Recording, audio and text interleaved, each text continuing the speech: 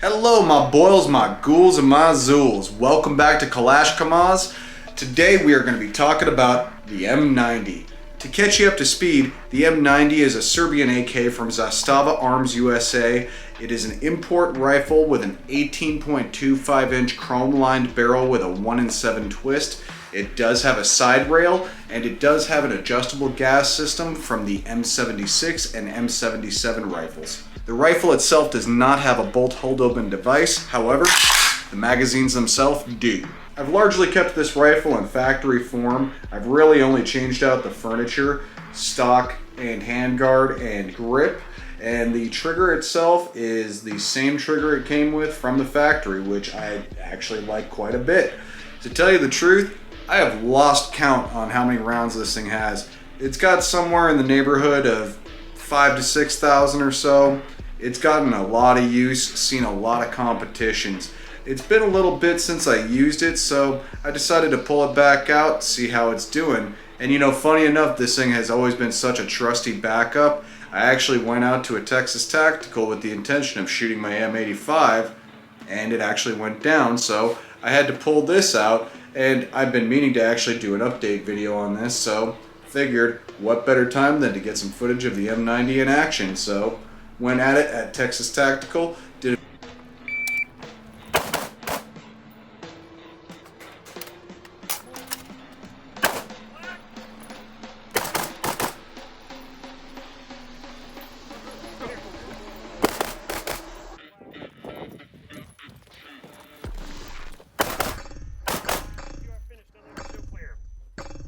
a few stages with this guy, and Texas Tactical is a local 2-gun match. It's not a very high round count match, it's not a very high speed match, but it's a good match to see how your rifle shakes out, so I took the opportunity to get it on film.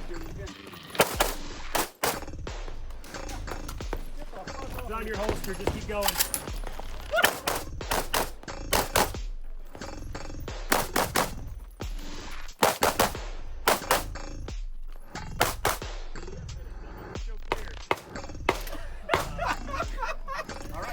I've actually been running this iron sights for about the past year, and honestly, I don't remember the last time I put the optics on here, and it's just been such a great backup. The zero is perfect where it's at that I haven't really had any reason to put an optic on here.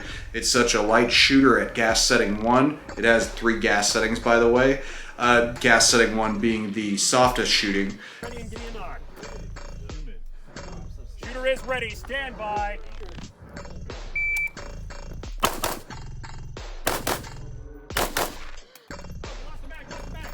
Reload.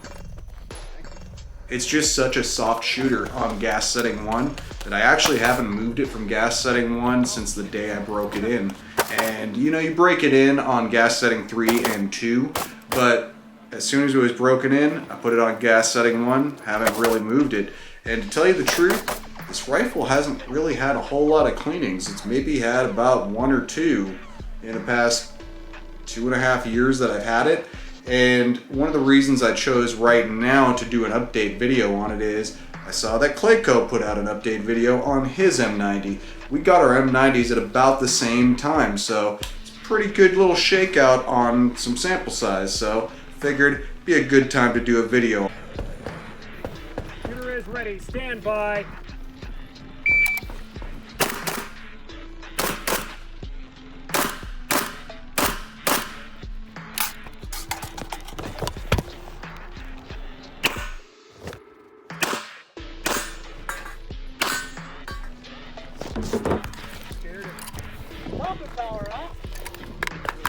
They don't make 46. The M90 started life in the 80s as the M80. It was intended to be a 5.56 upgraded version of the M70 as a replacement service rifle for the Serbian Armed Forces. The American version of the rifle does have some differences from the Serbian rifle.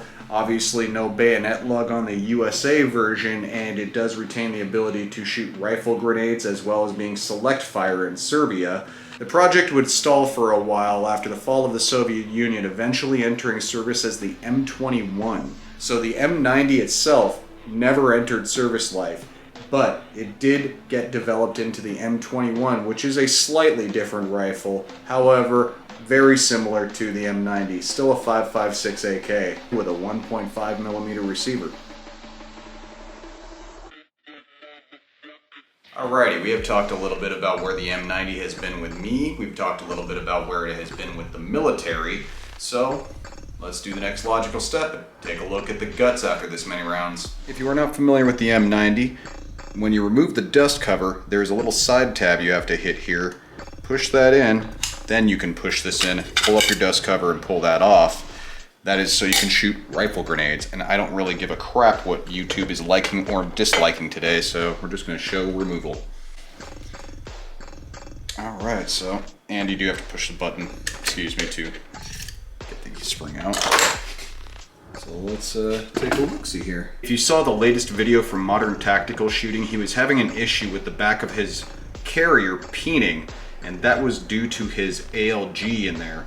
ALGs will cause some peening in the back here due to the hardness of the hammer, so that's something you have to be aware of. I do have the factory trigger still in here, and as you can see, it's doing just fine, and you can actually see the reason why it's such a smooth trigger. I mean, the thing literally looks like it was profiled, and it was not. Yeah, a little bit of wear and tear, but not too bad. Alrighty, let's get this pulled out. Let's take a look at our extractor and lugs and all that. Wow, we are doing great. That's fantastic. Really no abnormal wear and very little wear to speak of for as many rounds as it has. Knowing that Yugos have softer metal than your standard AK, that's extremely impressive. I mean, you can see some dirt and grime in there. Like I said, I really don't clean this thing. Real only weird wear I can see is just the rails right here. It's taking a little bit of metal away on the rail right there, and have to investigate what's going on there. I don't know why just there. Not bad. Not bad at all. So, well, I guess no news is good news, but it doesn't make for the most interesting video. The thing is just running well and doesn't have very crazy wear at all. Well, since we don't have a whole lot of update on the M90 just because it's doing very well, I guess we should get to the other part of this video, which would be what I was wearing in Missouri at Kalashnikon. So, the outer portion here, this is Serbian PJP. The helmet, you can see, is a blue tiger stripe pattern. Sometimes they call it purple tiger stripe. That is a local pattern to Serbia. And the vest is matching in that same tiger stripe pattern. The origin of this vest.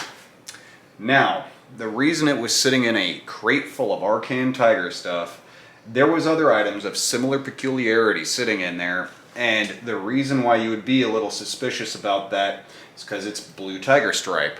Typically you see Arcan Tigers wearing either green tiger stripe or black vests. Not out of the question to be a little confused about that. So early on during the Yugo Wars, there was a lot of independent paramilitary units popping up, including Arcan's Tigers. So early on, they did have support from local police. They would receive donations of gear from the local police, so that's one of the reasons why, you don't ever really see them wearing this except for maybe the first year of their formation or so, and even only after a couple of years you might see them wearing blue oak leaf. So we'll just throw this up here so you can see the pattern really quick. This is Serbian blue oak leaf. Serbian blue oak leaf is another police pattern. You did see a lot of paramilitary units wearing it, including the Tigers at times, but very, very, very rarely. Blue oak leaf was used more by a lot of the street cops. You even saw some traffic cops. This particular uniform is actually a helicopter pilot's uniform.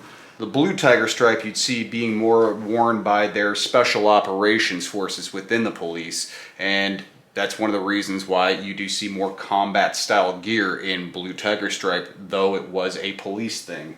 Yeah, you don't typically see cops walking around with 4 AK mags, a bayonet, and a whole bunch of grenade pouches on them, so